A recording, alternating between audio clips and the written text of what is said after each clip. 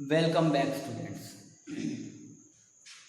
मैंने आप लोगों ने पिछले वीडियो में मैंने देखा कि मैंने 12th क्लास का चैप्टर 3 ह्यूमन रिप्रोडक्शन कंटिन्यू कर रहा हूं और इससे पहले वाले वीडियो में मैंने मेल रिप्रोडक्टिव सिस्टम तक आपको पूरा क्लियर कर दिया था, बता दिया था। अब बारी जो आज से मैं स्टार्ट कर रहा हूं वो है फीमेल रिप्रोडक्टिव सिस्टम।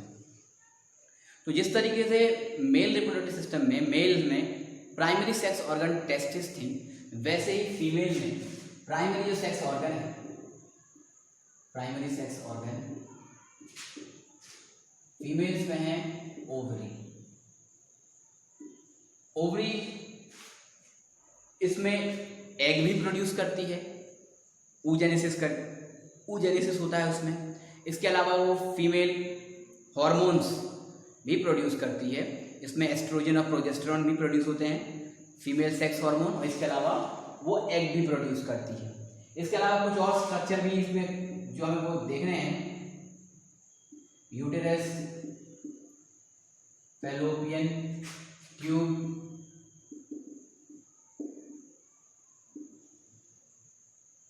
वेजाइना, इसके अलावा कुछ ग्लैंड्स, वो सब हमें कंप्लीट स्टडी करना है आज फीमेल रिप्रोडक्टिव सिस्टम में। तो हम अब थोड़ा बहुत एक जनरल आउटलाइन देखते हैं कि फीमेल रिप्रोडक्टिव सिस्टम कैसा होता है। जो मेल में जो रिप्रोडक्टिव सिस्टम था, प्राइमरी सेक्स ऑर्गन जो टेस्टिस थे, वो एक्स्ट्रा एब्डोमिनल थी, मतलब वो बॉडी के नीचे रहते हैं टेस्टिस, एब्डोमिन रीजन में नहीं रहते। क्योंकि वो टेस्टिस नीचे क्यों पाए जाते हैं? बिकॉज उनको for the formation of sperm के फॉर्मेशन के लिए बॉडी के टेम्परेचर से 2 डिग्री टेम्परेचर लेस चाहिए, 2 डिग्री कम चाहिए, तो वो बाहर रहते हैं इसलिए।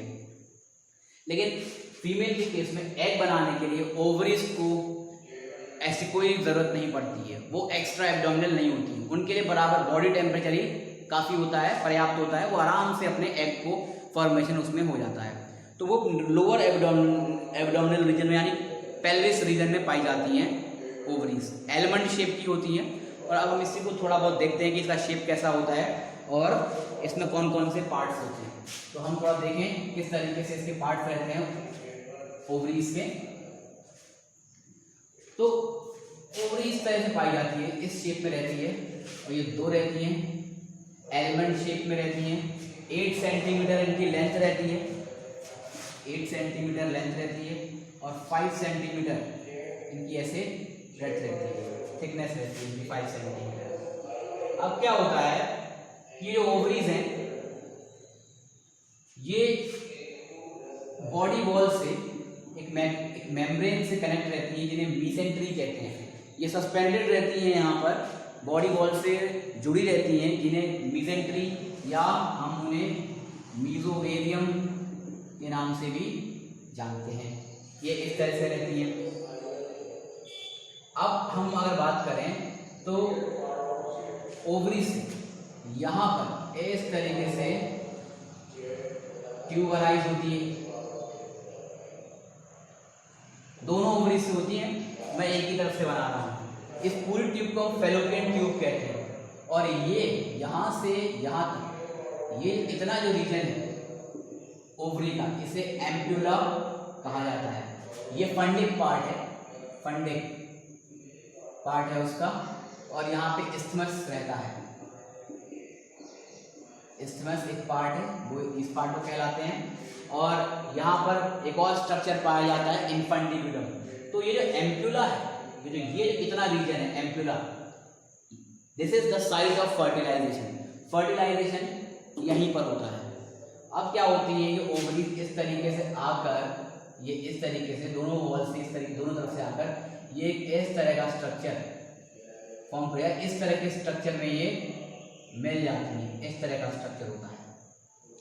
ये इधर से भी है, but I am not drawing from this side. मैं इसी तरह से एक ओवरी को बनाकर आपको ये इस तरीके से दिखा रहा हूँ। ये तो ये फंडस पार्ट है पूरा। ये पूरा क्या है, यूटेरस। ये पूरा क्या है, ये क्या है अपना, ये यूट्रस है, और इसे वोम्ब भी कहते हैं। तो ये इस तरह का पार्ट है। और ओवरीज यहीं पर आकर उस एग को यहीं पर ला देती हैं। And uterus is the site of implantation. एक बार बेबी फॉर्मेशन होना शुरू हो जाएगा तो उसका इम्प्लांटेशन जो है, जब बेबी एम्ब्रियो जब डेवलप होना शुरू होगा तो वो यहीं पर यूटेरस की वॉल्स में आकर यहाँ पर जुड़कर वो इम्प्लांट करेगा, तो उसे इम्प्लांटेशन कहते हैं। तो ये हमारा पार्ट हो गया, ये पूरा बॉडी हो गया। और ये जो यूटेरस की वॉल है इसमें सबसे बाहर वाली वॉल ये, इसे पेरीमेट्रियम कहते हैं। ये प्रोटेक्टिव इन नेचर में प्रोटेक्टिव होती है। इसके अंदर एक और लेयर पाई जाती है, वो काफी थिक ऐसे होती है, मस्कुलर होती है, मसल्स होती है उसमें ये इस तरीके से ये लेयर जो पाई जाती है। अंदर वाली लेयर इसे हम कहते हैं मायोमेट्रियम। ये अंदर वाली लेयर जो काफी मस्कुलर है, तो मसल्स के लिए हम मायो वर्ड यूज करते हैं, तो ये हो गया क्या, मायोमेट्रियम। सबसे बाहर वाली कौन सी थी, पेरीमेट्रियम। और इसके और अंदर ऐसी एक इनफोल्डिंग वाली लेयर पाई जाती है, इसमें ऐसे फोल्ड्स पाए जाते हैं। और ये हाईली वेस्कुलर, बहुत ज्यादा ब्लड सप्लाई से रिच होती है, खूब इसमें ब्लड होता है, इसे हम कहते हैं अंदर वाली इस वाली लेयर को एंडोमेट्रियम। ये पूरा यूटेरस जो है, ये यूटेरस इसी तरीके से दिखता है। फिर ये एक ट्यूब लाइक स्ट्रक्चर में ओपन होता है, इसे सर्विक्स कहा जाता है। और ये सर्विक्स आगे चल के एक्सटर्नल जेनेटिलिया, मतलब जेनेटिलिया या एक ओपनिंग से बाहर खुलती है, इसे अपन वेजाइना कहते हैं। तो ये बेसिक एक आउटलाइन था कि यहाँ पे ओवरी पाई जाती है, ओवरीज यहाँ पे बॉडी वॉल से भी अटैच रहती है इस तरीके से, यूटेरस की वॉल से भी अटैच रहती है। वहाँ पे एक और मीजेंट्री पाई जाती है, तो उस मीजेंट्री से ये इसे मीजो ओवेरियन लिगामेंट कहते हैं, इसे ओवेरियन लिगामेंट। जो ओवेरियन लिगामेंट क्या करता है, ओवरीज को यूटेरस की वॉल से जोड़ता है। और ये जो मीजेंट्री थी ये बॉडी वॉल से जोड़ती है, तो हमने क्या नाम दिया था, मीजोवेरियम। तो ये एलमंड शेप की होती है ओवरीज, दोनों तरफ होती है, दोनों तरफ से पहले फैलोपियन ट्यूब आती है। फैलोपियन ट्यूब पे यहाँ पर ये रीजन, ये फैलोपियन ट्यूब यहाँ से स्टार्ट होती है, तो इतना रीजन एम्पुला का है, ये उसका फंडिंग पार्ट है। और एम्पुला पार्ट वो है यहाँ पर फर्टिलाइजेशन यहीं पर होता है। अभी फर्टिलाइजेशन होने के बाद वो मूव करता है और वो एम्ब्रियो को यहाँ पर लाकर यूटेरस में इम्प्लांट कर देता है। यूटेरस क्या है, इसमें बाहर लेयर पाई जाती है पेरीमेट्रियम। यूटेरस में यूटेरस की पेरीमेट्रियम लेयर है, इसके अंदर वाली लेयर हाई मसल्स की बनी होती है, तो हम उसे मायोमेट्रियम कहते हैं। और सबसे अंदर वाली लेयर जो काफी ब्लड सप्लाई में बहुत रिच होती है, हाईली वेस्कुलर होती है, इसे हम एंडोमेट्रियम कहते हैं। फिर ये पूरा यूटेरस यहाँ सर्विक्स में और ये वेजाइना में ओपन होता है। तो एलमंड शेप, ये प्राइमरी सेक्स ऑर्गन है फीमेल के केस में, उनकी ओवरीज। तो इस तरीके से हमने ओवरी को एक बाहर से, मतलब ओवरी और यूटेरस और फैलोपियन ट्यूब को, फीमेल रिप्रोडक्टिव सिस्टम को जरा एक जनरल आउटलाइन देखा। और अब हम थोड़ा सा ओवरी की बात कर लें। ओवरी को थोड़ा सा हम डिटेल में समझ लेते हैं कि how its structure actually looks like, इसका स्ट्रक्चर कैसा एक्चुअली में दिखाई देता है।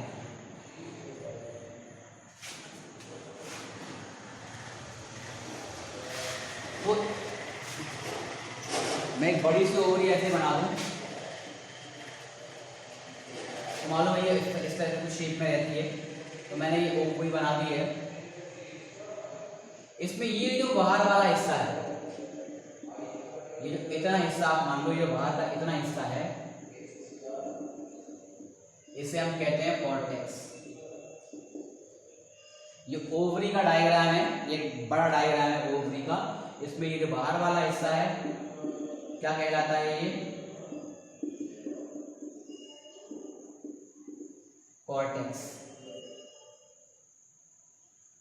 और ये कॉर्टेक्स रेटिकुलर कनेक्टिव टिश्यू का बना होता है।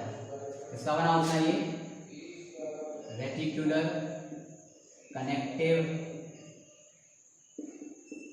टिश्यू, रेटिकुलर कनेक्टिव टिश्यूज का ये बना होता है। अंदर वाला ये सेंट्रल पार्ट है, ये पूरा, इस सेंट्रल पूरे पार्ट को अपन क्या नाम से जानते हैं, मेडुला। और ये मेडुला एरियोलर कनेक्टिव टिश्यू का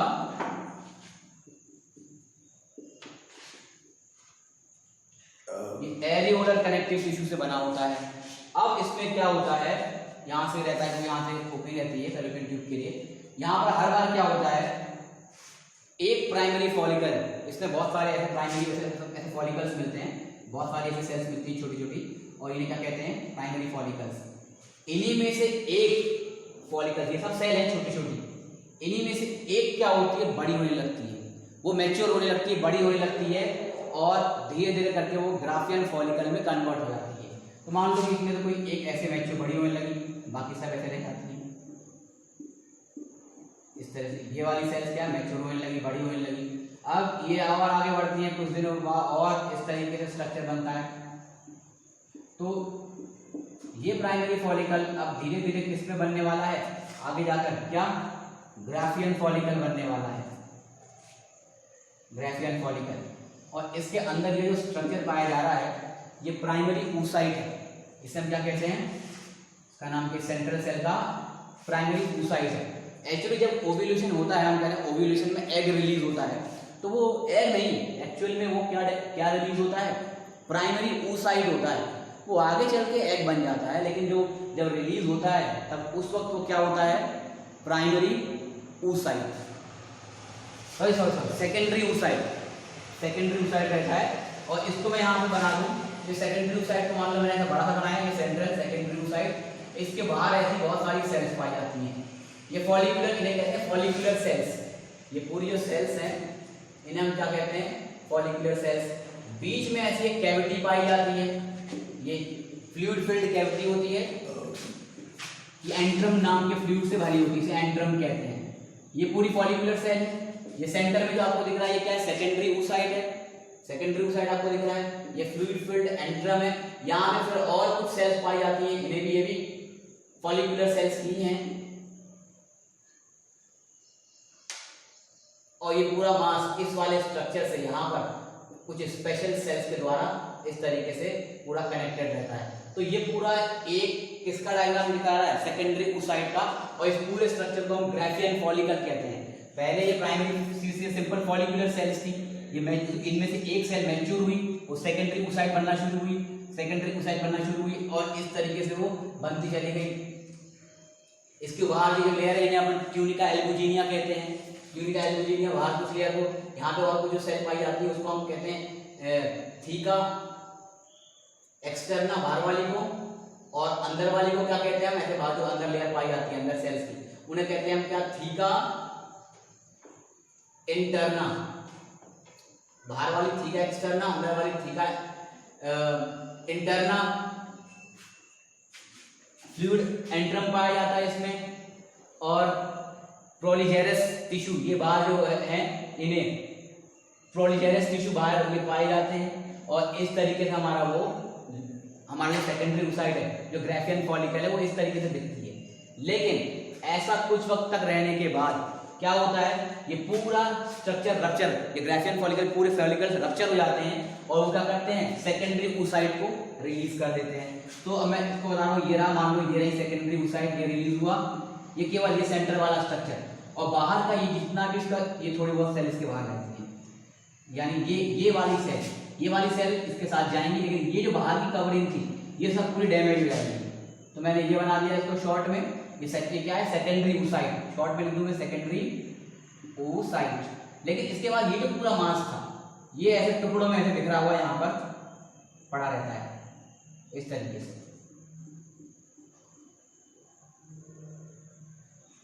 ये आगे मैच्योर करता चला जाता है सेकेंडरी oocyte आगे, और ये भी आगे फिर यहाँ पर ये इस तरह से है, और ये प्रोजेस्टेरॉन सिक्रीट करता है। अगर फर्टिलाइजेशन हो जाता है तो ये क्या, ये डैमेज हुआ क्या हमारा ग्राफियन फॉलिकल, ये जो डैमेज हुआ है, और ये फर्टिलाइजेशन के लिए आगे मूव करता है। और फिर अगर फर्टिलाइजेशन नहीं होता है तो ये हमारा ये पूरी तरीके से हमारा ये डीजनरेट होकर खत्म हो जाता है।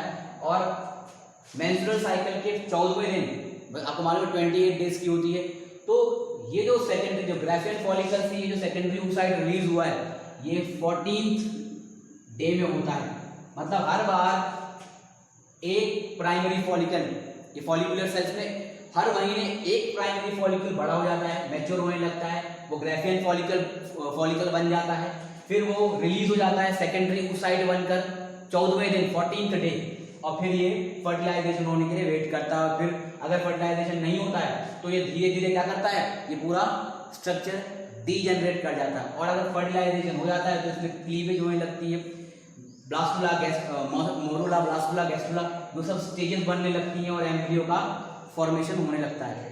तो ये शॉर्ट में हमने देखा कि किस तरीके से प्राइमरी सेक्स ऑर्गन क्या थी, ओवरी का थोड़ा स्ट्रक्चर देखा था, और फिर यूट्रस को देखा था, और किस तरीके से ग्राफेन फॉलिकल मैच्योर हो रही थी और क्या क्या इसमें बनता जा रहा था। और हमने देखा, और यहाँ पर आने के बाद यहीं पर फिर एम्पुलर रीजन में क्या होगा, एम्पुलर रीजन में स्पर्म इसको फर्टिलाइज कर देगा अगर वो चांस होता है, और अगर नहीं बनते हैं तो ये पूरी लाइनिंग डीजनरेट हो जाएगी और ये पूरा मेंस्ट्रुअल साइकिल के रूप में पूरा का पूरा सिस्टम, ये पूरा का पूरा सेकेंडरी ओसाइड। और आपको मालूम है एंडोमेट्रियम लेयर बताई थी मैंने वूम्ब में, वो पूरी लेयर ब्लड के साथ, और ये एग, डीजनरेटेड एग, ये सब बाहर आ जाता है। और अगर फर्टिलाइजेशन हो जाता है तो फिर उसके बाद इनमें डिवीजन शुरू हो जाती है, जाइगोट बन जाता है, और जाइगोट में डिवीजन शुरू होती है, और फिर ये मूव करता हुआ एम्ब्रियो में जाकर क्या हो जाता है, उसका इम्प्लांटेशन हो जाता है, और इम्प्लांटेशन होने के बाद वहीं से डेवलपमेंट ऑफ एम्ब्रियो स्टार्ट हो जाता है। तो इन शॉर्ट हमने ये आज जो देखा, ये फीमेल रिप्रोडक्टिव सिस्टम को देखा, और किस तरीके से ये पूरा प्रोसेस चलता है, सेकेंडरी ओसाइड बनता है। और इसके आगे वाले स्टेज में हम इसी की और कुछ बातें करेंगे, और फिर हम आगे के जो रेस्ट ऑफ द चैप्टर में जो पोर्शन है उनको कवर करेंगे। तो मुझे उम्मीद है कि आपको ये पूरा फीमेल रिप्रोडक्टिव सिस्टम में जितना मैंने आज बताया वो आपको समझ में आ गया होगा, और इसके आगे वाले वीडियोस में हम फर्दर चीज़ों को कंटिन्यू करेंगे। Thank you very much.